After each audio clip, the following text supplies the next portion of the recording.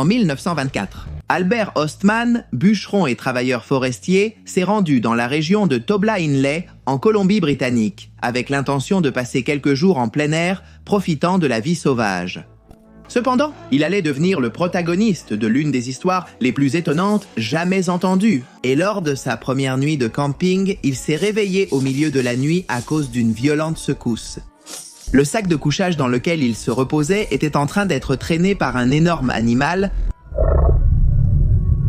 Nous ne parlons pas d'un animal ordinaire. Ostman deviendrait la première personne à être enlevée par un grand pied.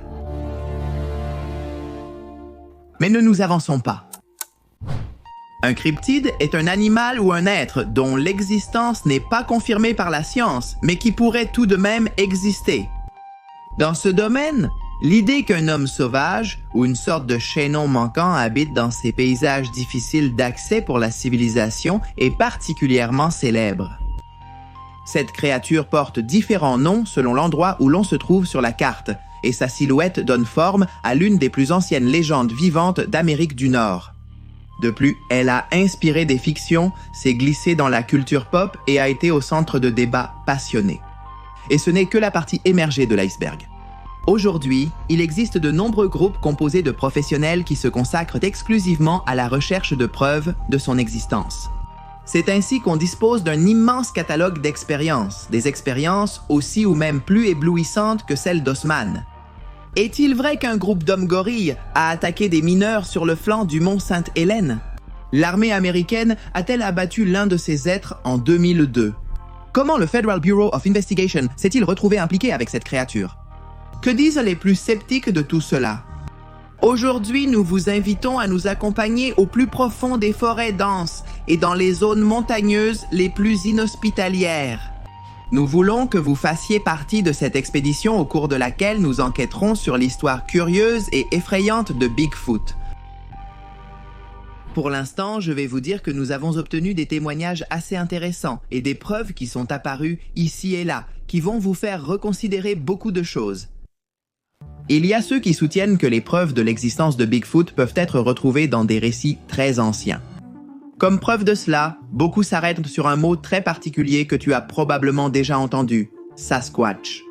Ce terme, qui avec le temps deviendrait synonyme de Bigfoot, dérive d'un mot utilisé par certains peuples des Premières Nations, les Salish, du sud-ouest de la Colombie-Britannique.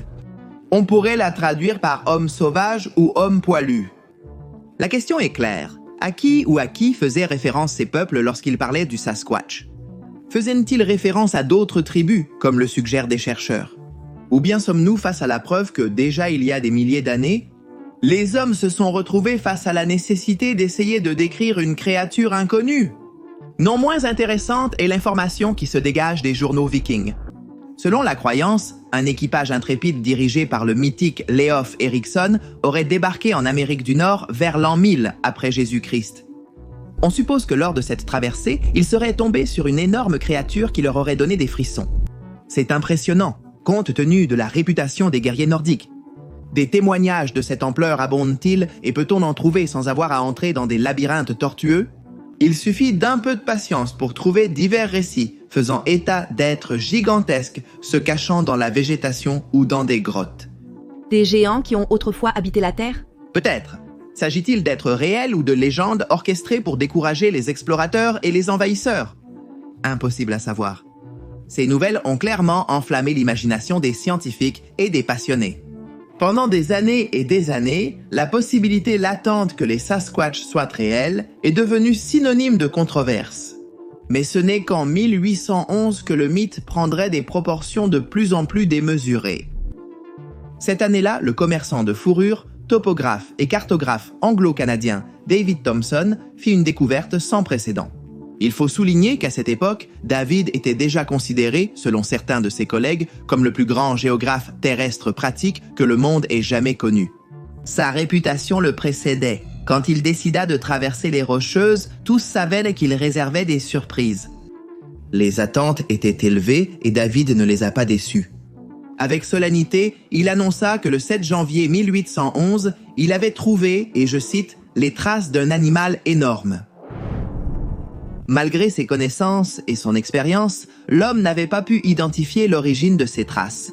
Il laisserait également une trace du fait que les guides qui l'avaient accompagné jusqu'à cet endroit s'étaient montrés effrayés par la découverte. Il s'agissait de personnes curieuses et habituées à rôder dans ces latitudes. Cependant, en voyant les traces, ils avaient insisté pour continuer leur chemin, exhortant à ne pas perdre de temps et regardant autour d'eux avec une paranoïa évidente. Qu'est-ce qui se cachait entre les montagnes? Pourquoi les indigènes étaient-ils si effrayés? David n'a pas pu apporter de réponse, mais il a semé la graine d'une question qui ne cesserait de grandir et de grandir. Avec le temps, le chercheur a soupçonné que la fonte des neiges aurait pu déformer les empreintes. Et il a clos le sujet en disant qu'elles avaient sûrement été faites par un ours très grand et très vieux. Cependant, aujourd'hui, ces empreintes sont considérées comme la première preuve moderne d'un grand pied. Mais bien sûr, ce ne serait pas la seule. Pied de Grande devient populaire. 7 ans plus tard, plus précisément le 22 septembre 1818, le journal Exeter Watchman a relayé une nouvelle pour le moins insolite. Près d'Ellisburg, un gentleman de haute lignée avait vu sortir de la forêt une sorte d'homme velu qui, en se sentant observé, s'était enfui en courant. La rencontre fut brève, mais vite relayée par d'autres médias grâce aux bouche à oreille. En fait, un groupe de chasseurs auto-convoqués s'est réuni exactement à l'endroit où l'observation avait eu lieu. Et pendant des jours, ils ont essayé en vain de retrouver l'énorme créature. La recherche a été infructueuse, mais l'idée qu'il y avait un être gigantesque rôdant dans la nature a commencé à prendre une force inhabituelle. Beaucoup ont fait le lien. Les empreintes relevées en 1811 et l'homme animal aperçu en 1818 pouvaient appartenir à la même espèce.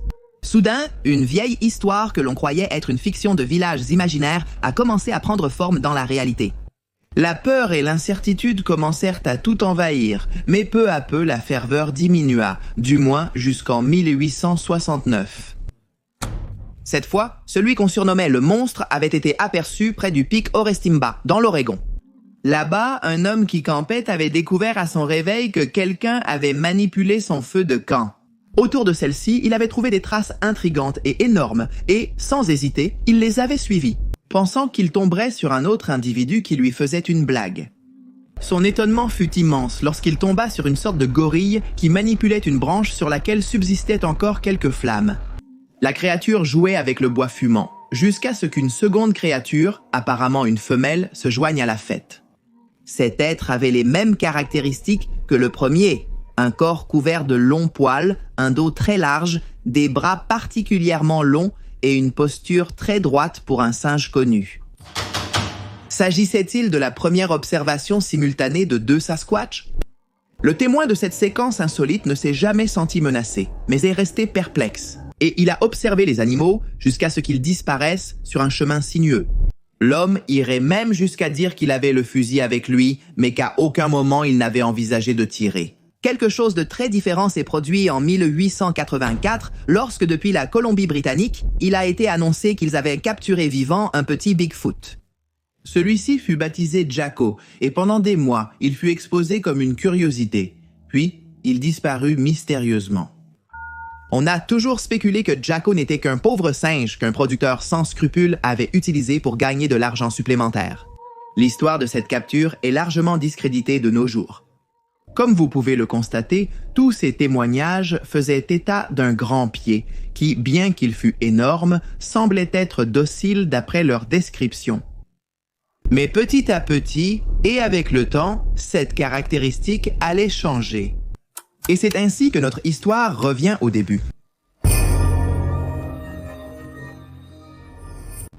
Osman se consacrait, entre beaucoup d'autres choses, à la recherche de minéraux fossiles et de métaux précieux, ce qui lui donnait une grande expérience dans l'exploration de zones en plein air. Il avait l'habitude de faire ses excursions en solitaire, en partie pour ne pas avoir à partager les gains, et aussi par amour du silence et de la tranquillité que cela pouvait lui offrir. Faire un voyage sans autre compagnie que soi-même. Cependant, en 1924, il fut obligé de partager son voyage avec des visiteurs inattendus. Alors qu'il dormait dans son sac de couchage dans la région de Toba Inlet, il fut enlevé par un énorme animal, une sorte d'homme-bête, qui le porta sur ses épaules sans difficulté et l'emmena passer quelques jours avec sa meute. Composé d'une femelle aux mêmes caractéristiques et de 2 autres créatures plus petites, vraisemblablement des petits, Osman passa 6 jours captif à vivre avec ces êtres, qui le traitaient avec une certaine distance et du respect. Il le nourrissait en lui apportant de l'herbe douce et lui offrait quelque chose qu'il récoltait dans des bols. Pendant tout ce temps, Osman avait son arme prête à tirer, mais il n'a trouvé aucune raison de s'en servir. Même si les autres le traitaient avec une certaine distance, il est tout aussi vrai qu'il ne semblait pas vouloir lui faire de mal. C'était aussi une réalité qu'Osman ne pouvait pas s'échapper. Selon lui, les 2 adultes faisaient plus de 2,50 m et l'homme avait peur qu'une tentative de fuite ne déclenche une attaque dont il était évident qu'il ne sortirait pas vivant. Pourquoi l'avait-il enlevé? L'avait-il confondu avec l'un des leurs par simple curiosité? Lorsque Osman allait atteindre une semaine dans ces conditions et que les choses devenaient vraiment compliquées pour sa survie, il arriva que le grand pied qui l'avait sorti de son campement trouva son tabac à mâcher. Sans hésiter, il le porta à sa bouche. Au début, il sembla l'apprécier, mais ensuite il se sentit mal. C'était le signal dont Osman avait besoin. Avec l'autre, qui avait baissé sa garde, il décida de ne pas regarder en arrière et de s'enfuir en courant, le cœur battant à tout rompre, priant pour qu'on ne le poursuive pas. Il courut et courut pendant des heures, avec la sensation que tôt ou tard, une énorme griffe s'abattrait sur lui et le déchiquetterait sur place. Mais cela n'arriva pas. Peu après, Osman était rentré à la civilisation, clairement perturbé. Il passa des semaines à se montrer fuyant et nerveux, ce qui alerta ses connaissances. Cependant, il lui faudrait 24 ans avant d'oser raconter ce qui lui était arrivé. Il avait peur qu'on le prenne pour un fou et effectivement, c'est ce qui s'est passé.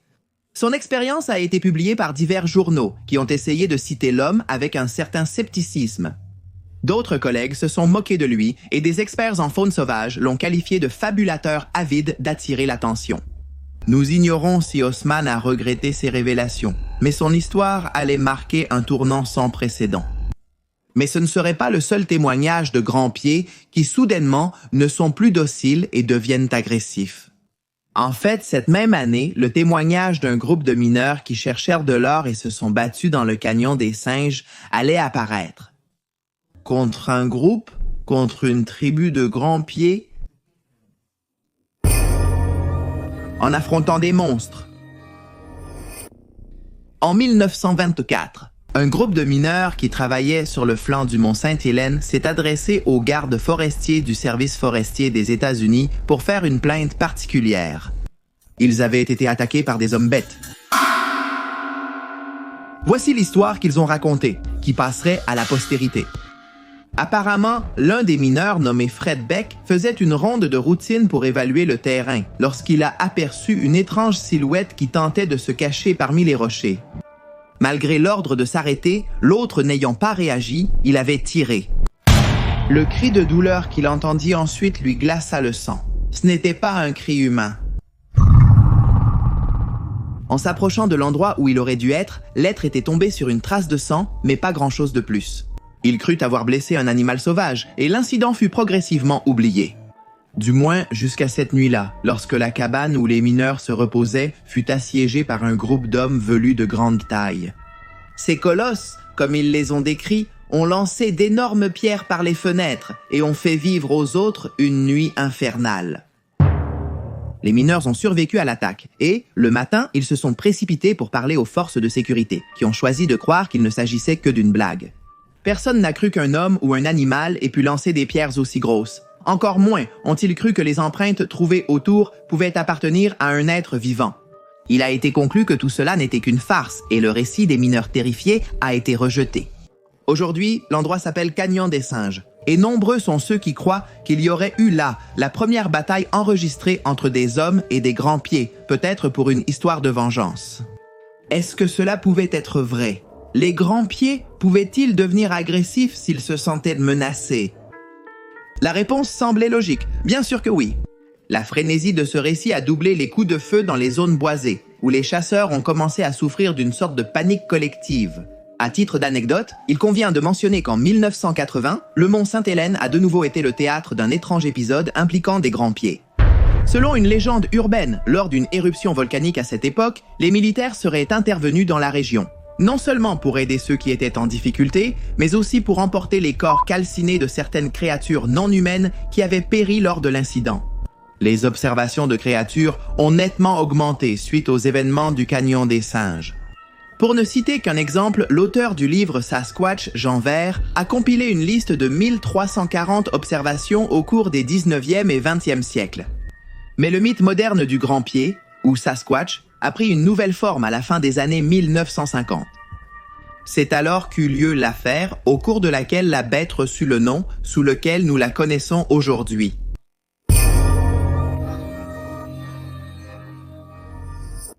Sur la montagne Mica, de nouveau en Colombie-Britannique, c'est là que William Rowe a vu une énorme créature qu'il décrirait comme à moitié humaine, à moitié animale. Son témoignage prendrait une grande importance, car il a lui-même témoigné sous serment. Les notes sur l'expérience se sont multipliées, et c'est grâce à cette affaire que beaucoup des cas précédemment racontés ont enfin pu voir le jour. Soudain, Bigfoot cessait d'être une rumeur parmi les passionnés de la vie sauvage pour devenir une célébrité. En fait, c'est à cette époque que le terme Bigfoot ferait son apparition. Sous l'impulsion d'un certain André Gansoli, André a enquêté avec soin et dévouement sur une affaire survenue en 1958 à Bluff Creek Road. Là-bas, un conducteur de tracteur a trouvé des empreintes de 45 cm de long et 18 cm de large, laissées par une créature qui apparemment avait une enjambée de 127 cm. À cette preuve se sont ajoutées d'autres données déconcertantes. Des habitants de la région, par exemple, avaient retrouvé de gros rochers qui avaient été déplacés ou de lourds bidons écrasés. Comme si un être gigantesque rôdait par là, quand personne n'était dans les environs. On a pris un moulage en plâtre de ces empreintes et les photos ont fait le tour du monde. Pied-Grand naissait ainsi, et avec lui une ferveur qui reste vivante jusqu'à aujourd'hui. Ce ne fut pas une surprise pour André de commencer à recevoir de plus en plus de lettres de personnes affirmant avoir trouvé dans les forêts des indices de géants qui seraient à l'affût, rapidement. Des histoires sur le Yéti, l'homme des neiges de l'Himalaya, sont apparues, et de longues théories ont été élaborées sur l'origine de Pied-Grand. Étaient-ce des créatures de la même espèce? L'homme, après tant d'années, était-il en train de s'approcher du côté le moins connu de la nature? Et sa propre évolution? Ces créatures étaient-elles des chaînons manquants entre les singes et les humains? En 2002, un homme nommé Ray Wallace, propriétaire d'une entreprise de bois qui opérait dans la région de ce célèbre épisode, s'est présenté dans les bureaux des journaux locaux et a revendiqué la responsabilité des empreintes. Selon lui, il les avait laissées pour faire une blague qui lui avait échappé des mains. Cependant, à ce moment-là, personne ne voulait écouter et tout le monde a spéculé que Wallace voulait un peu de notoriété avant de mourir.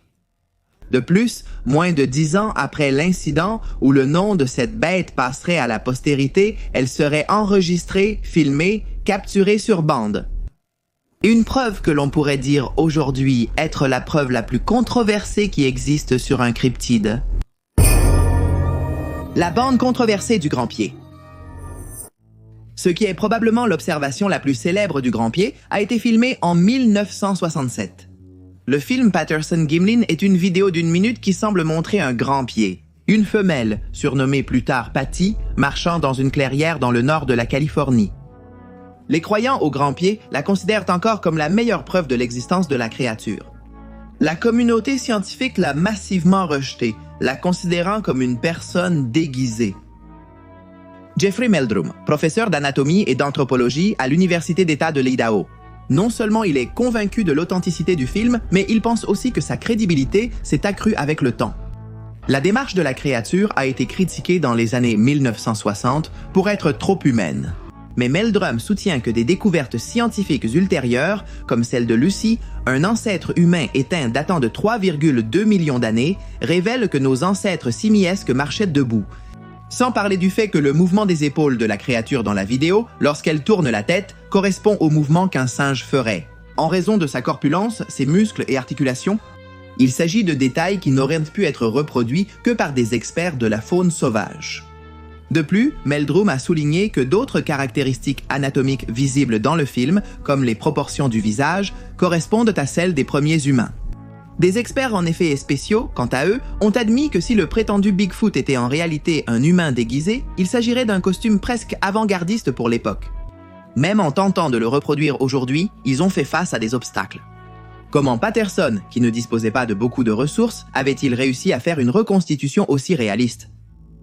Les détracteurs du film soulignent que Patterson avait déjà manifesté l'intention de faire de Bigfoot une entreprise lucrative avant même la sortie du film, ce qui lui donnerait une motivation pour sa supercherie. Malgré tout, l'enregistrement ne peut toujours pas être totalement écarté, même avec les mises à jour numériques dont il a fait l'objet.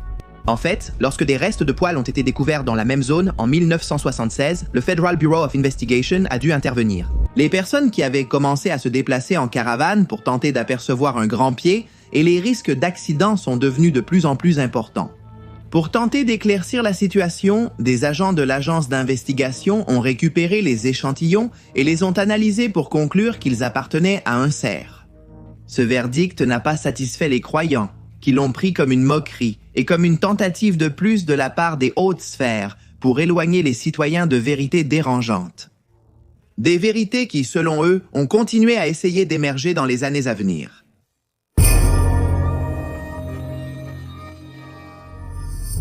En 1968, un événement infâme s'est produit, la présentation d'un prétendu pied géant conservé dans un bloc de glace. Malgré l'approbation de la véracité de cette créature par d'éminents chercheurs qui allaient devenir des références dans l'enquête sur les cas paranormaux. Plus tard, on découvrirait qu'il s'agissait d'une fraude. Avec ce dévoilement, l'homme de glace, comme on l'appelait, a disparu de la scène publique et est réapparu sur eBay en 2013, devenant une pièce de culte pour les collectionneurs. Bigfoot subissait ainsi un dur revers au début des années 70. Les médias ont commencé à se moquer de lui, passant d'une curiosité à un symbole de supercherie.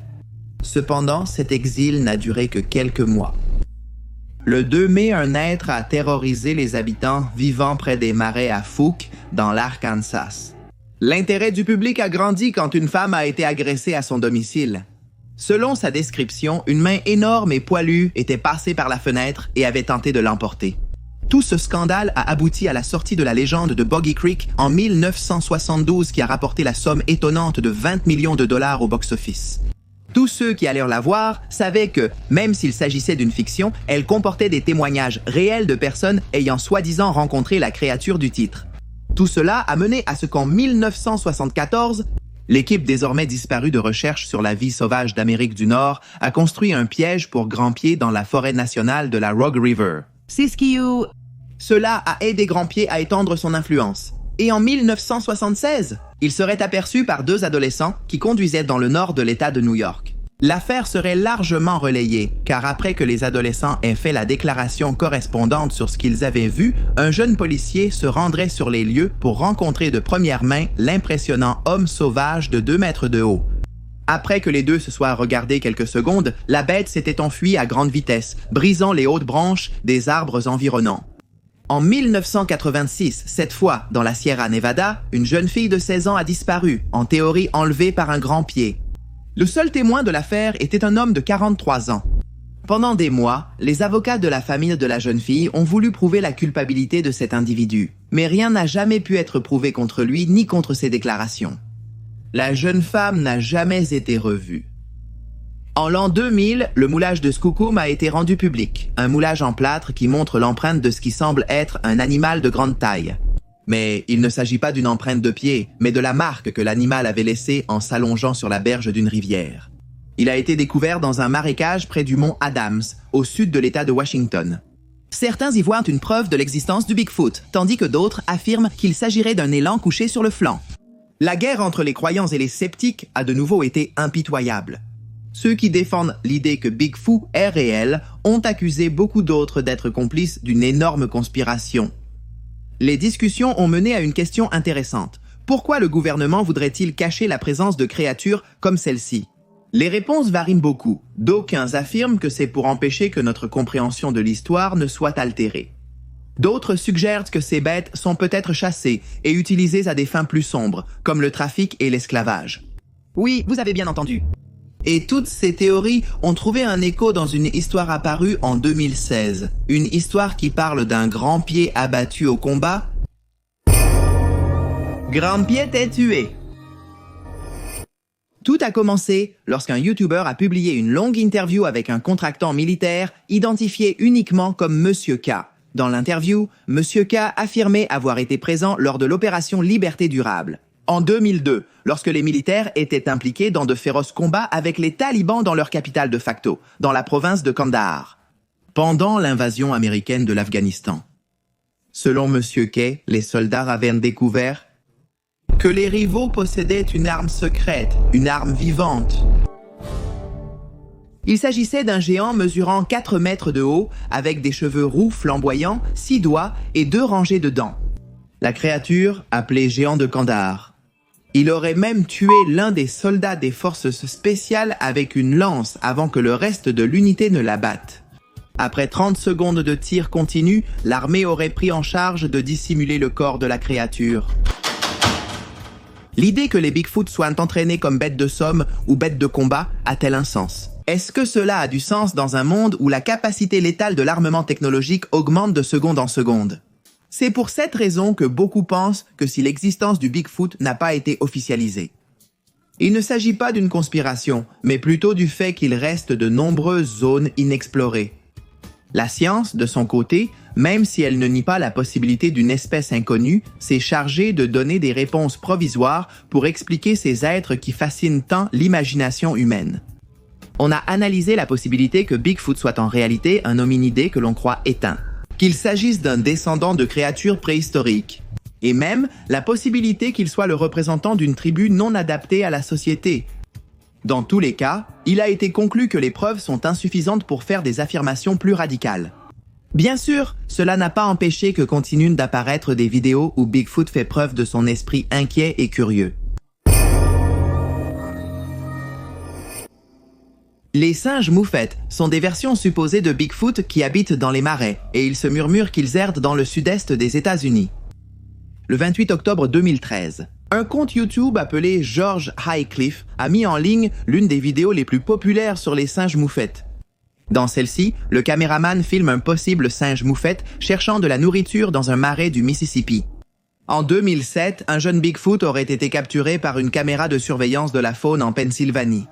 Connue sous le nom de photo de Jacobs, en l'honneur du propriétaire de la caméra piège qui s'est déclenchée, elle montre une créature aux membres longs et aux poils courts, accroupie sur ses 4 pattes. De plus en plus de vidéos continuent d'apparaître chaque année, toujours provenant de différentes parties du monde. De même, des témoignages font état de rugissements inexpliqués et d'empreintes étranges dans des lieux peu fréquentés par l'homme. Choisissons de croire ce que nous voulons croire. Il semble que Bigfoot ne soit pas prêt à céder sa place sur le podium des cryptides les plus célèbres. S'agit-il simplement de notre besoin de donner un visage à nos peurs, ou y a-t-il autre chose? L'histoire de Bigfoot est-elle simplement née d'une série de confusions involontaires qui ont donné vie à une légende fascinante? Ou sommes-nous face à l'un de ces rares cas réels avec le plus grand nombre de preuves? Le piège à grands pieds mentionné, installé en 1976, est resté actif jusqu'en 1980. Durant son utilisation, il n'a attrapé que des ours en 2006. Le service forestier des États-Unis l'a réparé et aujourd'hui, c'est une destination touristique le long du sentier de randonnée de Collins Mountain. Beaucoup pensent que la simple existence de ce piège suffit à expliquer pourquoi, si les grands pieds existaient, ils resteraient méfiants à l'égard des humains. Pendant ce temps, comme nous l'avons dit au début de la vidéo, il existe aujourd'hui de nombreux groupes, composés de professionnels de divers domaines, qui continuent d'enquêter sur les signalements qui arrivent chaque mois dans différents bureaux de garde forestiers. Des signalements de personnes convaincues que quelque chose d'inconnu vit caché dans la nature, un être qui, de temps en temps, se laisse apercevoir. Et peut-être qu'il nous étudie comme nous l'étudions.